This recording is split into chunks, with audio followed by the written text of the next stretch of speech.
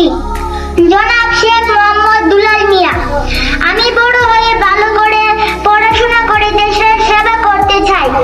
আপনারা আমার জন্য দোয়া করবেন। আমি আমাদের প্রাণপ্রিয় নেত্রী বেগম খালেদা জিয়ার কিছু কথা বলতে চাই। আসসালামু আলাইকুম। দীর্ঘদিন অসুস্থ থাকার পর আপনাদের সামনে কথা বলতে পারার জন্য আল্লাহর কাছে শুকরিয়া আদায় করি।